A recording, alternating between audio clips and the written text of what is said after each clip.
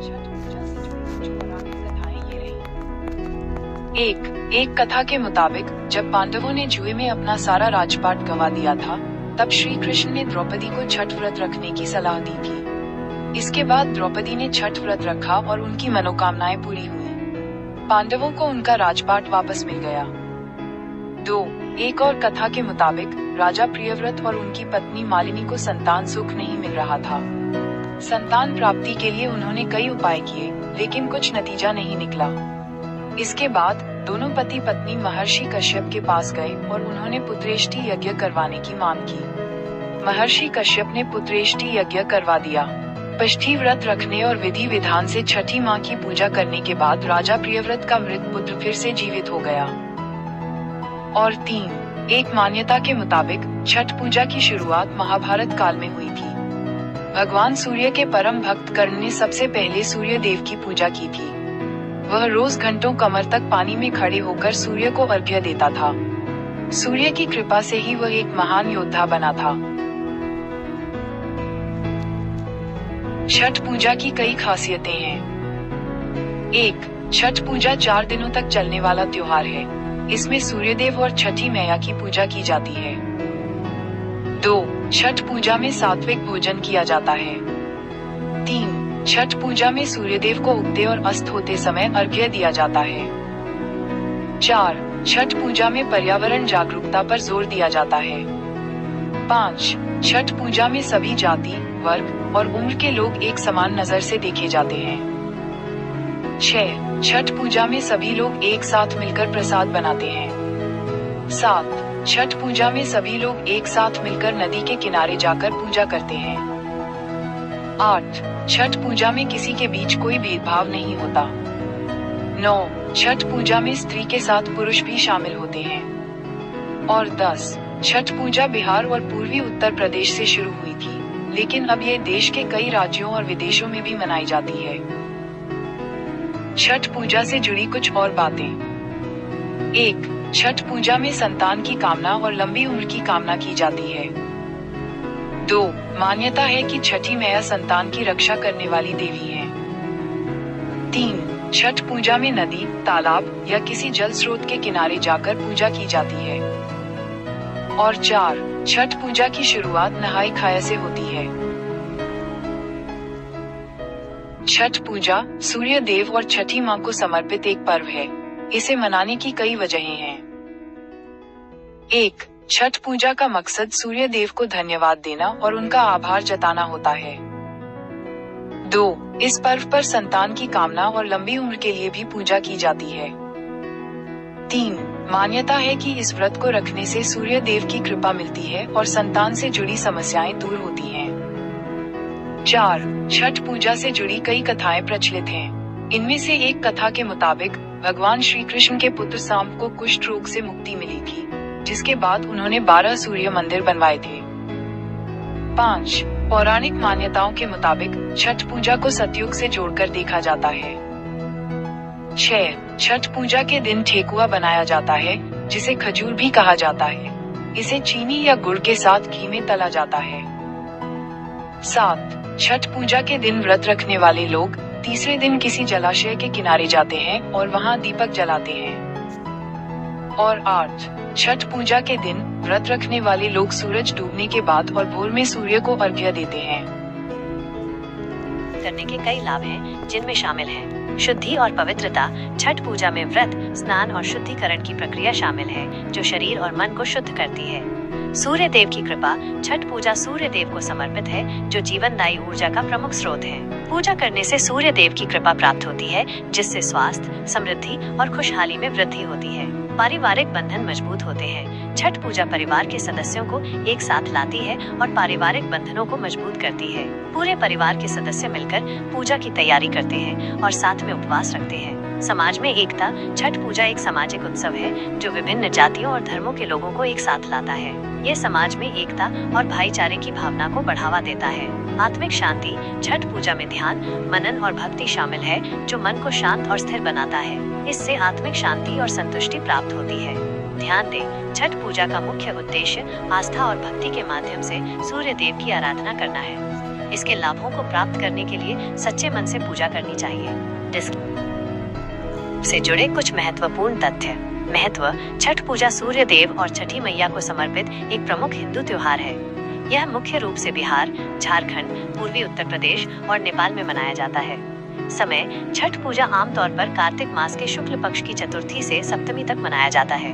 विधि: छठ पूजा में 4 दिनों तक कठोर व्रत रखा जाता है। इसमें स्नान, उपवास, पूजा अर्चना, प्रसाद बनाने और अर्घ्य देने की विधि शामिल है। प्रसाद: छठ पूजा में मुख्य रूप से ठेकुआ, खीर, दूध, फल और अरवा चावल का प्रसाद बनाया जाता है। अर्घ्य: छठ पूजा के दौरान सूर्योदय और सूर्यास्त के समय नदी, तालाब या कुएं में खड़े होकर सूर्य देव को अर्घ्य दिया जाता है।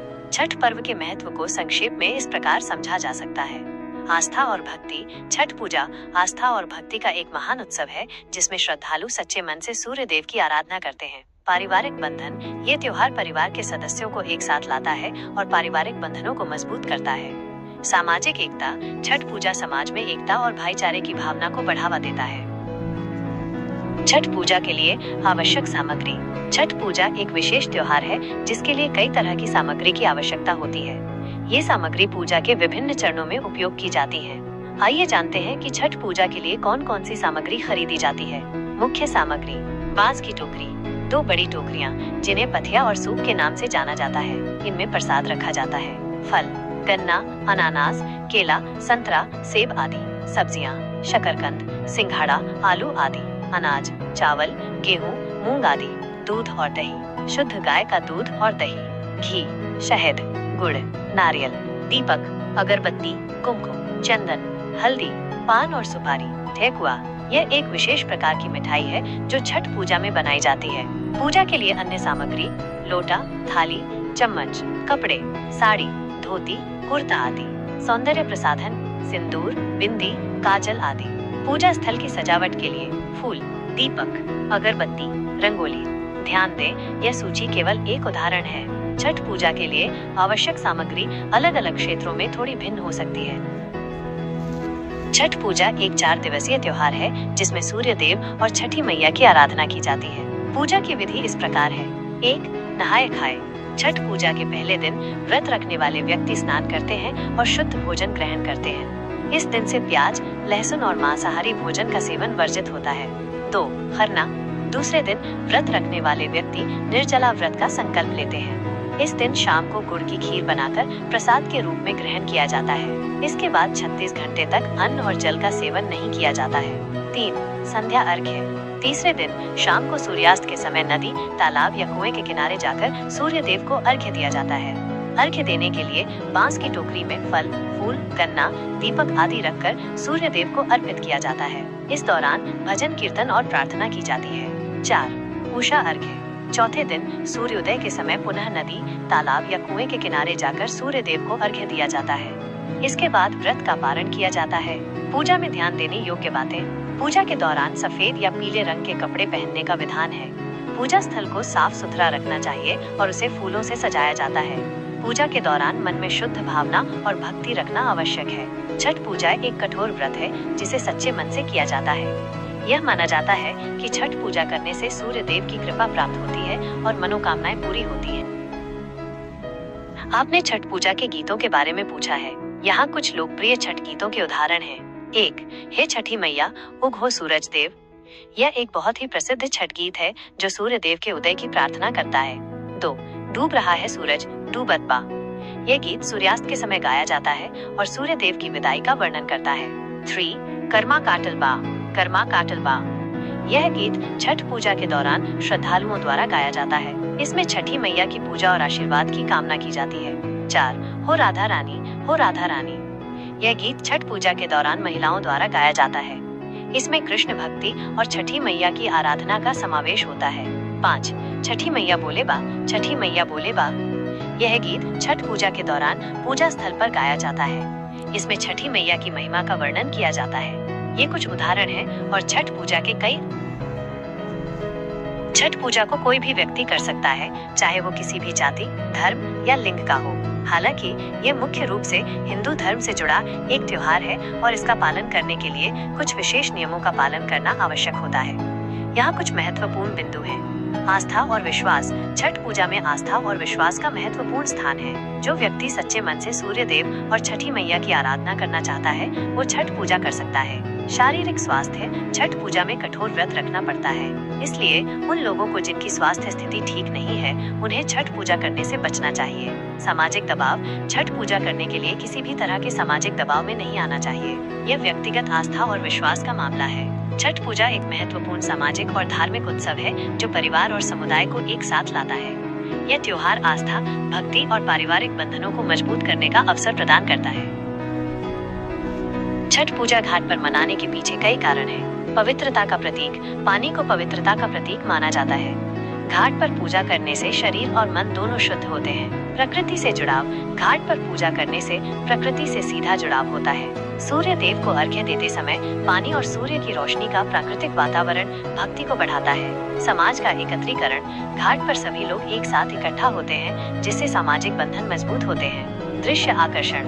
हजारों लोग घाट पर एक साथ सूर्य देव को अर्घ्य देते हुए एक अद्भुत दृश्य बनाते हैं। हालांकि घाट ही छठ पूजा का एकमात्र स्थान नहीं है। अन्य स्थान। छठ पूजा को साफ सुथरी और खुली जगहों जैसे पार्क या घरों में भी किया जा सकता है जहां से आसमान साफ दिखाई दे। मुख्य कारण ये है कि घाट पर सूर्योदय और सूर्यास्त का दृश्य स्पष्ट रूप से दिखाई देता है जो छठ पूजा का एक महत्वपूर्ण हिस्सा है। संक्षेप में, घाट पर छठ पूजा करने की परंपरा सदियों पुरानी है और इसमें धार्मिक, सामाजिक और सांस्कृतिक महत्व है। छठ पूजा में गन्ने का खास महत्व होता है। इसे अक्सर छठी माँ का प्रसाद माना जाता है। गन्ने के होने के पीछे कई कारण हैं। मीठापन का प्रतीक। गन्ना मीठा होता है और इसे जीवन की मिठास का प्रतीक माना जाता है। ये छठी माँ को प्रसन्न करने के लिए चढ़ाया जाता है। शक्ति का प्रतीक। गन्ना एक मजबूत पौधा होता है और इसे शक्ति का प्रतीक माना जाता है। पौराणिक कथाएं। कुछ पौराणिक कथाओं के अनुसार गन्ना देवताओं को प्रिय होता है। स्थानीय परंपराएं। कई क्षेत्रों में गन्ने को छठ पूजा का अभिन्न हिस्सा माना जाता है और यह स्थानीय परंपराओं से जुड़ा हुआ है। छठ पूजा में गन्ने को विभिन्न तरीकों से इस्तेमाल किया जाता है। प्रसाद के रूप में गन्ने के टुकड़े को प्रसाद के रूप में चढ़ाया जाता है। सजावट के लिए गन्ने को घाटों को सजाने के लिए भी इस्तेमाल किया जाता है। संक्षेप में, गन्ना छठ पूजा का एक महत्वपूर्ण हिस्सा है और इसे धार्मिक, सांस्कृतिक और सामाजिक महत्व दिया जाता है। छठ पूजा में अर्घ्य देने का अत्यधिक महत्व है। अर्घ्य देने का अर्थ है पूजा अर्चना के दौरान भगवान को अर्पित करना। छठ पूजा में सूर्य देव को अर्घ्य दिया जाता है। अर्घ्य देने का महत्व इस प्रकार है। आस्था और भक्ति का प्रकटीकरण। अर्घ्य देने के माध्यम से श्रद्धालु अपनी आस्था और भक्ति को प्रकट करते हैं। सूर्य देव की कृपा। माना जाता है कि अर्घ्य देने से सूर्य देव प्रसन्न होते हैं और अपनी कृपा बरसाते हैं। मनोकामनाओं की पूर्ति। अर्घ्य देते समय मन में मनोकामनाएं मांगी जाती हैं और माना जाता है कि अर्घ्य देने से ये मनोकामनाएं पूरी होती हैं। स्वास्थ्य और समृद्धि। अर्घ्य देने से स्वास्थ्य, समृद्धि और खुशहाली की प्राप्ति होती है। पारिवारिक कल्याण। अर्घ्य देने से परिवार में सुख, शांति और समृद्धि आती है। छठ पूजा में 2 बार अर्घ्य दिया जाता है। संध्या अर्घ्य। सूर्यास्त के समय। उषा अर्घ्य। सूर्योदय के समय। अर्घ्य देने के दौरान श्रद्धालु बांस की टोकरी में फल, फूल, गन्ना, दीपक आदि रखकर सूर्य देव को अर्पित करते हैं। इसके साथ ही भजन, कीर्तन और प्रार्थना भी की जाती है। अर्घ्य देने का महत्व। अर्घ्य देने की प्रक्रिया में श्रद्धालु सूर्य देव के प्रति अपनी आस्था और भक्ति को प्रकट करते हैं। अर्घ्य देने से मन शांत और एकाग्रचित्त होता है। अर्घ्य देने से जीवन में सकारात्मक ऊर्जा का संचार होता है। छठ पूजा में अर्घ्य देने का विशेष महत्व है। यह पूजा का एक महत्वपूर्ण हिस्सा है और इसे सच्चे मन से किया जाता है। छठ पूजा में पानी न पीने के पीछे कई धार्मिक और सांस्कृतिक कारण हैं। निर्जला व्रत। छठ पूजा एक निर्जला व्रत है जिसमें भक्त 36 घंटे तक बिना पानी पिए रहते हैं। यह व्रत सूर्य देव और छठी मैया के प्रति समर्पण और भक्ति का प्रतीक है। शारीरिक और मानसिक शुद्धि। पानी न पीने से शरीर और मन की शुद्धि होती है। यह भक्तों को आध्यात्मिक अनुभव प्राप्त करने में मदद करता है। कठिन साधना। पानी न पीना एक कठिन साधना है जो भक्तों की आस्था और धैर्य की परीक्षा लेती है। पौराणिक मान्यताएं। कुछ पौराणिक कथाओं के अनुसार पानी न पीने से देवता प्रसन्न होते हैं और भक्तों की मनोकामनाएं पूरी करते हैं। हालांकि स्वास्थ्य के लिहाज से 36 घंटे तक बिना पानी पिए रहना हानिकारक हो सकता है। विशेषकर गर्मियों में शरीर में पानी की कमी से कई स्वास्थ्य समस्याएं हो सकती हैं, जैसे कमजोरी, चक्कर आना, सिर दर्द, बेहोशी, किडनी की समस्याएं। यदि आप छठ पूजा का व्रत रख रहे हैं तो कुछ बातों का ध्यान रखें। व्रत से पहले डॉक्टर से सलाह लें। यदि आपको कोई स्वास्थ्य समस्या है तो व्रत रखने से पहले डॉक्टर से सलाह जरूर लें। पानी की जगह अन्य तरल पदार्थ लें। व्रत के दौरान आप पानी की जगह नारियल पानी, नींबू पानी या अन्य स्वास्थ्यवर्धक पेय ले सकते हैं। छायादार जगह पर रहें। ज्यादा गर्मी में बाहर न निकलें और छायादार जगह पर रहें। नियमित अंतराल पर आराम करें। व्रत के दौरान नियमित अंतराल पर आराम करें। अंत में, छठ पूजा एक महत्वपूर्ण धार्मिक पर्व है, लेकिन स्वास्थ्य का ख्याल रखना भी जरूरी है। यदि आप व्रत के दौरान अस्वस्थ महसूस करते हैं तो तुरंत डॉक्टर से संपर्क करें। मुझे उम्मीद छठ पूजा के अंत में कई तरह के प्रसाद बनाए जाते हैं। ये प्रसाद स्वादिष्ट होने के साथ साथ धार्मिक महत्व भी रखते हैं। आइए जानते हैं कुछ प्रमुख प्रसादों के बारे में। ठेकुआ। ठेकुआ छठ पूजा का सबसे प्रमुख प्रसाद है। इसे गेहूं के आटे, गुड़ और घी से बनाया जाता है। ठेकुआ को शुभ और पवित्र माना जाता है। खीर। खीर को चावल, दूध और चीनी से बनाया जाता है। इसे भी छठ पूजा के प्रसाद में शामिल किया जाता है। पुआ। पुआ को भी छठ पूजा के प्रसाद में शामिल किया जाता है। इसे आटे, घी और गुड़ से बनाया जाता है। फल। छठ पूजा में विभिन्न प्रकार के फल जैसे केला, अंगूर, संतरा आदि का प्रसाद के रूप में उपयोग किया जाता है। गन्ना। गन्ना को भी छठ पूजा में प्रसाद के रूप में चढ़ाया जाता है। डाब नींबू। डाब नींबू एक विशेष प्रकार का नींबू होता है जिसे छठ पूजा में प्रसाद के रूप में चढ़ाया जाता है। इन प्रसादों को बनाने में शुद्धता का विशेष ध्यान रखा जाता है। छठ पूजा के प्रसाद का महत्व। धार्मिक महत्व। ये प्रसाद छठी मैया को अर्पित किए जाते हैं। पौष्टिक महत्व। ये प्रसाद पौष्टिक होते हैं और व्रत के दौरान शरीर को ऊर्जा प्रदान करते हैं। सांस्कृतिक महत्व। ये प्रसाद छठ पूजा की संस्कृति का एक अभिन्न हिस्सा है। अन्य प्रसाद। सांचा।